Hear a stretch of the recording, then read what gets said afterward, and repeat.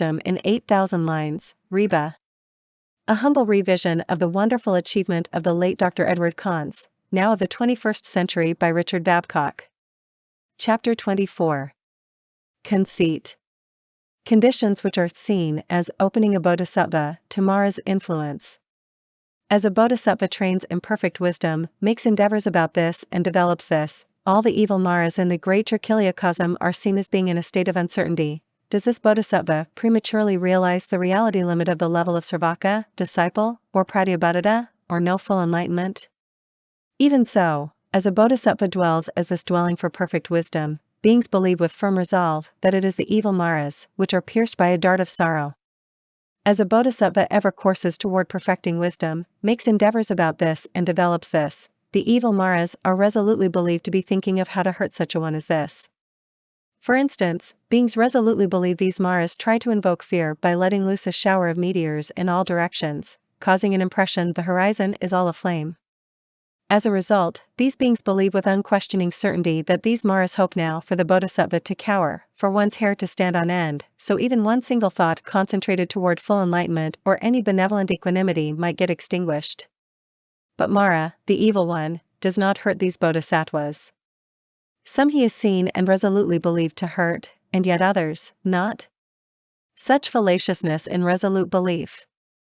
Such idleness of intent and action.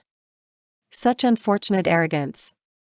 Ananda, what kind of a Bodhisattva is Mara seen as, or believed in as confounding, and herein called to blame for hurting? The Lord, Mara is thus seen as, or believed in as confounding, or herein called to blame for hurting a Bodhisattva which in time, as this perfection of wisdom is taught, does not produce a thought of firm belief in what is the actual nature of these various dharmas, all knowledge. Mara is thus firmly believed to gain entry. Such is this fallaciousness of resolute belief.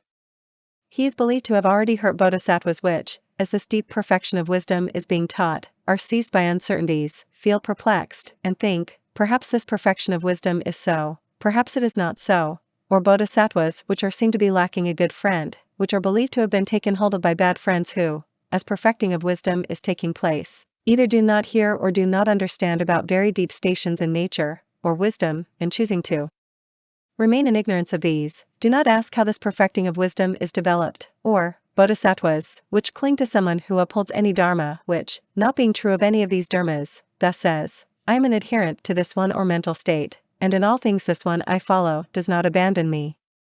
Here are many other Bodhisattvas whom I might adhere to, but these do not suit me.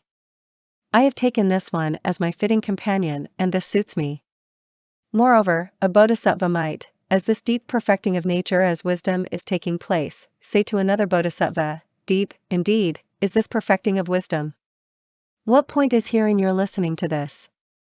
For even as I apply myself to this in the way in which Tathagatas have taught in other Sutrantas, even so I do not get to the bottom of this, nor derive any enjoyment from this. What is any point in anyone's hearing and writing this? In this way one projects one's lack of understanding, and herein appears to be making attempts to estrange other Bodhisattvas. Thus, it is seen as being Mara, coming also to such a Bodhisattva, to hurt and gain entry herein. Furthermore, Ananda, herein is this thought to be Mara as the one being contented, elated or enraptured. Mara is accredited in one's thinking as being the one who is overjoyed, exultant and glad, thrilled, delighted and jubilant in any case in which a Bodhisattva in one's own laxity despises other Bodhisattvas, thinking, I dwell in the dwelling of detachment, but not so these, theirs is not this dwelling in detachment. And blindly is it thought of as being Mara also who is so joyful as this Bodhisattva keeps far away from revealing full enlightenment. On the contrary, in this imagined joy and contented ecstasy of one who allows themselves to think thus, is Mara seen to be this most excellent teacher of the exceedingly tenuous nature of one's disconcerted application of right concentration, mindfulness and effort. Besides this, as a Bodhisattva takes on a name or clan, or as ascetic qualities are proclaimed, one may regard this as a sufficient reason to despise other Bodhisattvas, well-behaved and lovely in character though these are. But this one has no depth of practice and does not apply qualities of irreversible Bodhisattvas, which course toward perfect wisdom, nor their attributes, tokens or signs.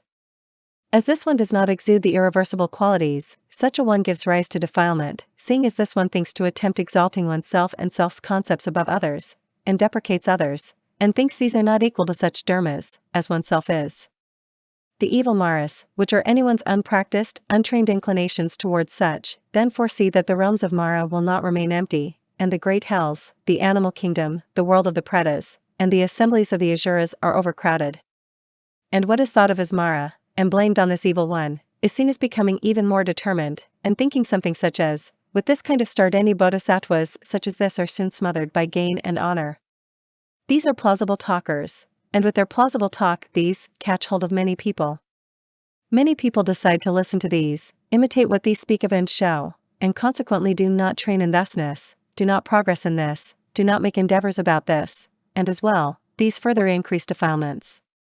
So it is a fact all these deeds of body, voice or mind which these undertake with perverted mentality impels these to a rebirth in conditions which are unserviceable and do not provide selfless service, disagreeing is disagreeable, unpleasing as well as unpleasant.